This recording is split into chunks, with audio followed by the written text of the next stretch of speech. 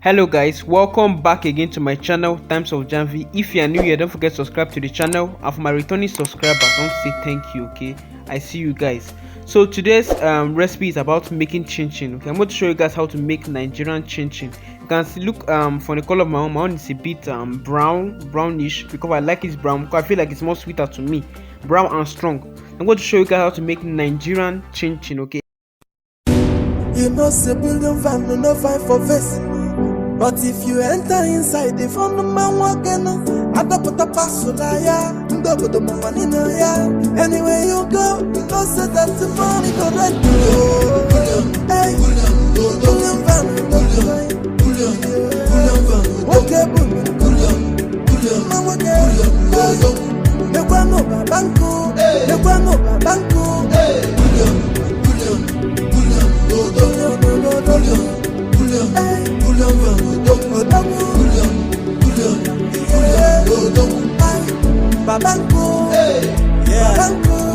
Makanyi si kwado okwe go kanyi jebido William Van na michi the money long go. I am the man that on the show, and if you think you have the dough Makuta no boka mbanyere ge plasma kikiri kiko Doings, call me king of doings.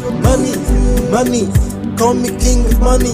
Some put down as you go rubbish. Money put off and be melon. Me faking attention. Make killing my color the money too long. You know, say building family no fight for face. But if you enter inside, the phone man walking, I don't put a parcel, yeah. Double the money, yeah. Anywhere you go, no say that the money correct. Hey, Bullion van, okay, Bullion, the one over Banco, the one over Banco,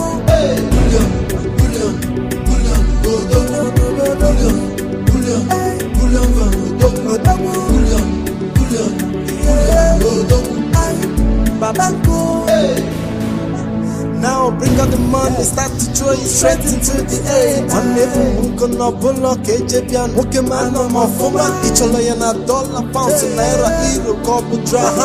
Money's not the problem, you know money's not the problem. Double the net is in a bullion, bodogu. Imonyo banana season a bullion, bodogu. Oh, yeah, when I put the go, or up with a marago.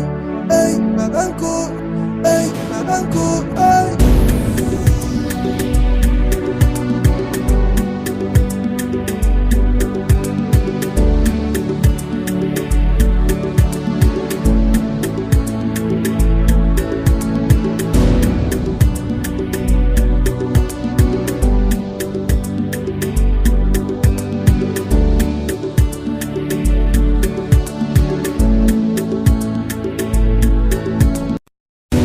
You know, say building van no fight for face.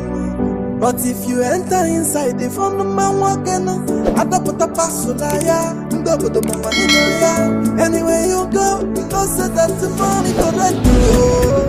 Hey, Bullion van, okay, Bullion, the one over Banco, the one over Banco,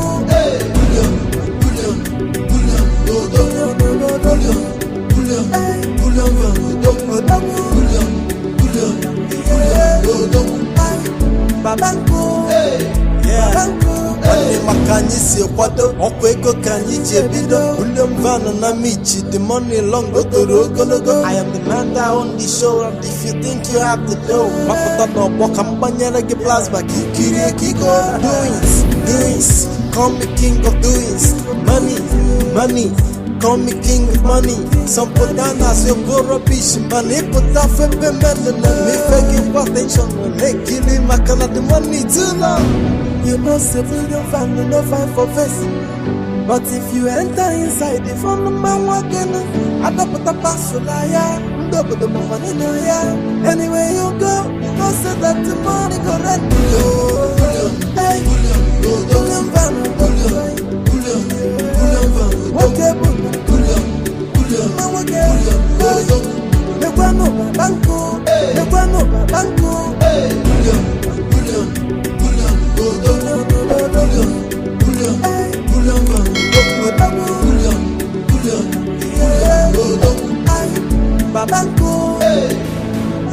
Now bring out the money, start to throw it straight into the air. And even gonna block Ejebian, okay man, I'm a former. Each na dollar, pounds, naira, euro, couple draha.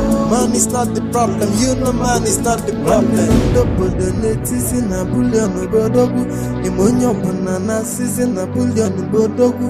Oh, yeah, when I put the go, or up with the marago. Hey, Maganko.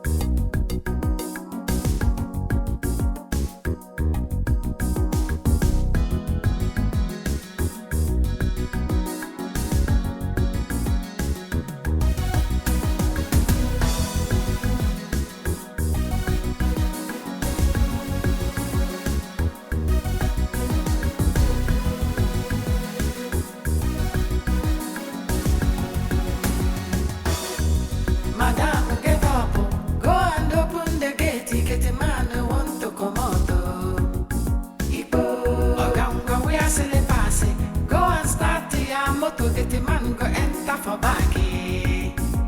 No condition is it